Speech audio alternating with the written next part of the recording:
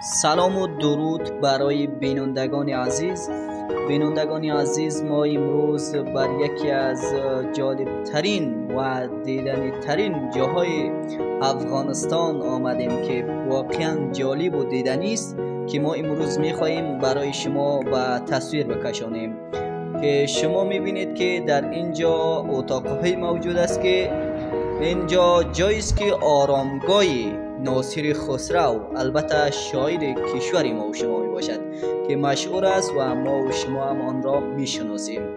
که بیایید ببینیم تا چقدر زیبا جور کرده است و عمر خود را در اینجا سپری کرده.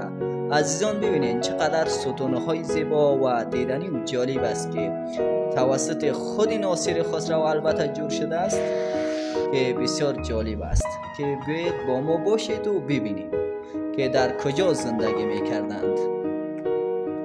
و اینجا هم مسجد ایشان است که در اینجا عبادت میکردند یا عمر خود را میگذراندند.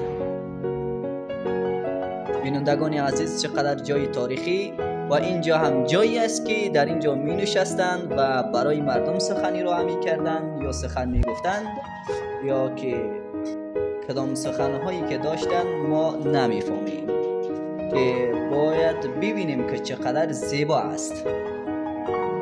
اینجا هم جایی است که عبادت می کرد که مسجد ایشان است. چقدر زیبا و دلنشین و چقدر قدیمی ترین است. و با ما باشید می رویم طرف دیگر جای زیبایی و دیدنی، جایی که ناصر خسرو در آنجا زندگی می کرد که اینجا هم اولی هست که بسیار کلان و فراح و زیبا است. چقدر لوکس و چقدر مقبول جور کرده است. حالا با ما باشید که ما کجا می رویم و کجا را برای شما نشان میدیم. با ما باشید که ما حالا می رویم به طرف جایی که در آنجا مرقد ایشان است و جایی است که در سقف ناصر خسرو صاحب یا البته کدام دیگری تمام قرآن کریم را نوشته کرده است. حالا داخل می رویم ببینیم که چقدر زیباست. و اینجا هم جایی است که در سقف این منزل، در سقف این اتاق قرآن کریم در چوبه ها چقدر زیبا نوشته شده است که خدا کند برای شما تصویر خوب ارائه کنم. این سوره های قرآن کریم است که تمام قرآن کریم در این نوشته شده است و این هم مرقد ایشان است که ایشان در اینجا دفن هستند. البته چندین متر منزل ایشان داخل و چقور است. و این هم ببینید که چقدر ستونها و چوبه های زیبا دارد که در این سقف چقدر نوشته های زیبا کرده است که تمام قرآن کریم را در اینجا نوشته کرده است.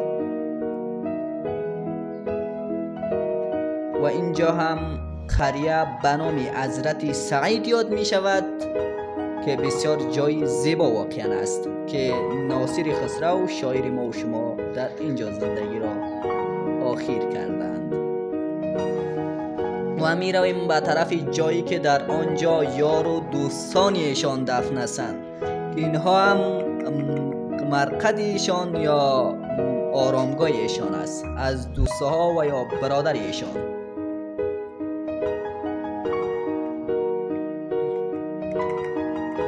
حالا می رویم به طرف جایی که برای شما معرفی کنم که در کدام ولسوالی و در کدام ولایت هستیم. عزیزان در ولایت بدخشان، ولسوالی امگان بدخشان موقعیت داریم که این قریه هم پیشتر بخشتان گفتم که به نام حضرت سعید یاد می شود که واقعا جای دیدنی و جای زیبا و دلنشینی است که ببینین و لذت ببرین. خدا کند که شما هم بر اینجا بیایید و ببینین که چقدر زیبا است.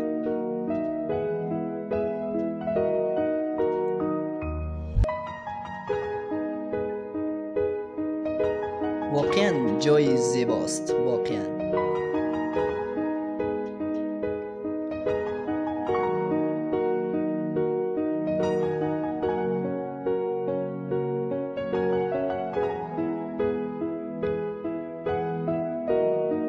خدا کنه در هر جایی که باشید آرام و صحتمند و تندرست باشید، که خداوند شما هم به اینجا برساند و ببینید که منظره افغانستان ما چقدر زیباست.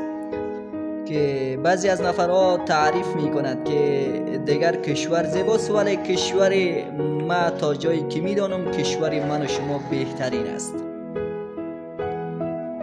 کشور دیگر جا اگر هم که خوب باشد و جور شدش بالا باشد، به ضربه تلاش جور شده است، ولی کشور ما و شما آنچه که خدا آفریده است زیبا است. بزرگای ما و شما میگوید که هر آنچه که زیبایی در سادگی است، هر آنچه که ساده باشد زیبا است. واقعا مردم سابق ما واقعا میگفتند و این هم جایی است که مردم میگویند که در اینجا ما در چندین سال پیش جمعه را میخواندیم، نماز جمعه را ادا میکردیم که متاسفانه با بمبارد کشور روس این تخریب گردید و می رویم طرف جاهای چمنهای زیبایی که ناصر خسرو صاحب آنها را جور کرده است، که بعداً مردم با زحمت و همکاری مردم اینجاها جور شده است. خیلی زیباست که بسیار یک چشمه زیبا و دیدنی واقعا، که حضرت سعید صاحب چقدر جای زیبا داشتند. عزیزان، چمنهای زیبا چقدر مقبول است.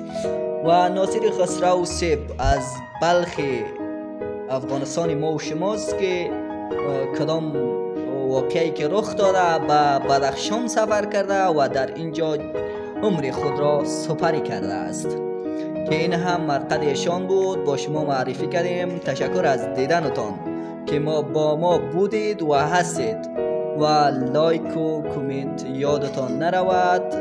خدا کنه جور